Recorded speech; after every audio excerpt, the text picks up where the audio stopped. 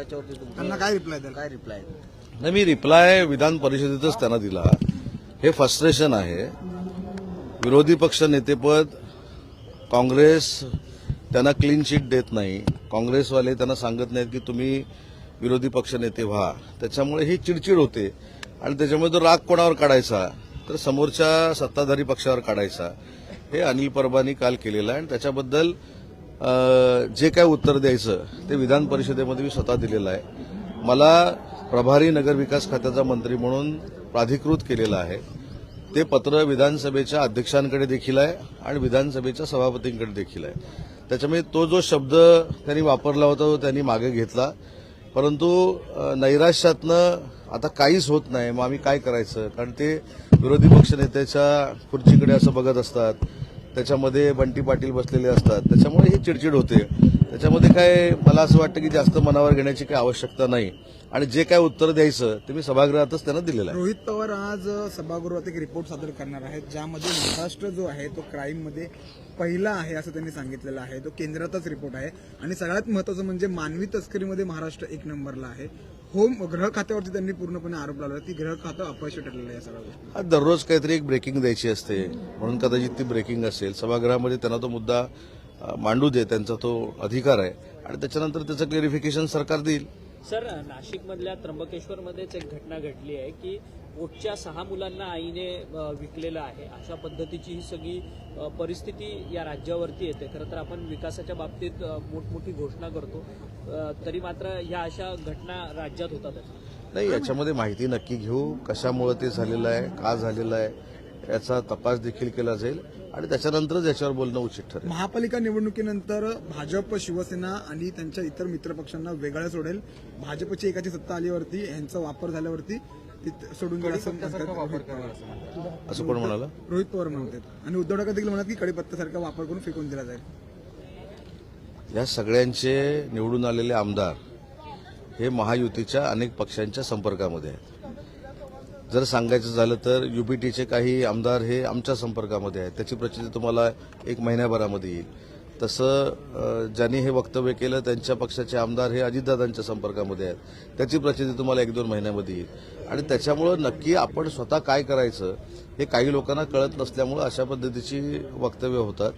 इथं कुठेही महानगरपालिका झाल्यानंतर महायुतीमध्ये मतभेद निर्माण होतील, भाजप आम्हाला वाऱ्यावर सोडेल, हे त्यांचे जे काही मनसुबे आहेत हे ऑलरेडी विधानसभेला पण धुळीला मिळाले, या स्थानिक स्वराज्य संस्थेमध्ये देखील धुळीला मिळाले आणि तुम्ही 21 तारखेला परत एकदा माझ्याशी ज्यावेळी चर्चा कराल त्यावेळी हे सगळे जे पक्ष आहेत जे आमच्यावर टीका टिप्पणी करतायत यांची दखल देखील घेतली गेली नाही निवडणुकीमध्ये स्थानिक स्वराज्य संस्थेच्या, असं चित्र महाराष्ट्रामध्ये आहे. चंद्रकांत खैरे असं म्हणतात की 35 आमदार आता तुमचे म्हणजे शिंदे गटाचे भाजपात जाणार उदय सामंतांच्या नेतृत्वामध्ये.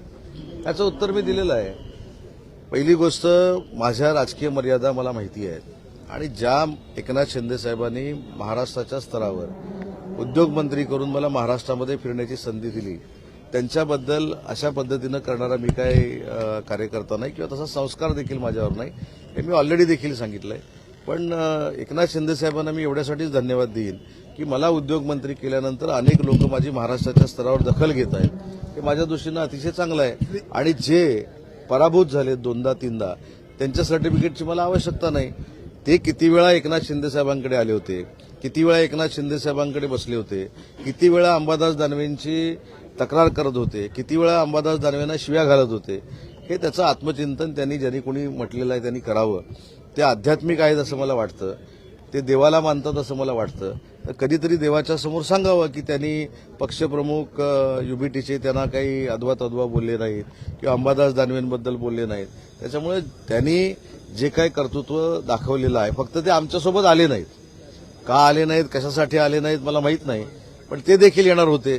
त्याच्यामुळे त्यांनी सल्ला मला द्यायची आवश्यकता नाही आणि त्यांनी माझ्या निष्ठेची तुलना करण्याची आवश्यकता नाही. वेगळा विदर्भ जो आहे, वेगळा सामाजिक न्याय आणि आदिवासी विभागातले पैसे वळवले असा आरोप. कोणी? लाडक्या बहिणी निधी वारंवार वळवला जातोय. लाडक्या बहिणींची योजना जी आहे ही बजेटमध्ये इन्क्लूड केलेली योजना आहे. त्याच्यामुळं मला असं वाटतं की या सगळ्याची माहिती घेतल्याशिवाय बोलणं योग्य नाही.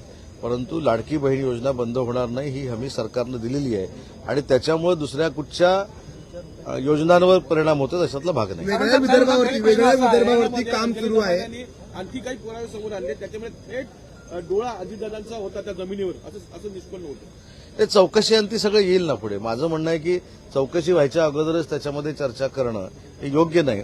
परंतु काही लोक दररोज जी सकाळची ब्रेकिंग देतात त्याच्यातली एक ब्रेकिंग मी आज तुम्हाला दिलेली आहे की जे आमच्यावर आरोप प्रत्यारोप करतात ते अनेक वेळा शिंदे साहेबांना भेटलेले होते आणि आजही जे अजितदादांवर आरोप करतायत त्यातले काही आमदार त्यांच्या पक्षाचे हे अजितदादांच्या संपर्कामध्ये आहेत आणि युबीटीचे आमदार हे नक्की आमच्या संपर्कामध्ये आहेत आणि हे 2 महिन्यानंतर पुराव्यानिशी सिद्ध होईल. वेगळ्या सभागृह सुरू होणार सर? एकच प्रश्न आहे. सभागृह सुरू होईल आता? एकच फक्त प्रश्न आहे की जवळपास आमदार निवासांची संख्या जवळपास 300च्या वर आहे. आमदार निवास त्या ठिकाणी आता लोक राहतात. त्यातले जवळपास फक्त 58 आमदार त्या ठिकाणी निवासी ठिकाणी राहतात. लाखो करोडोंची उधळपट्टी करूनही आमदार निवासाचा उपयोग केला जात नाही. ते जे करतात त्यांचे फक्त पीए राहतात. त्यामुळे बाकीचे मंत्री आमदार हे 5 स्टार मध्ये राहतात. ते जे करतात त्यांना तुम्ही विचारा. मी स्वतः शासकीय बंगल्यात राहतो.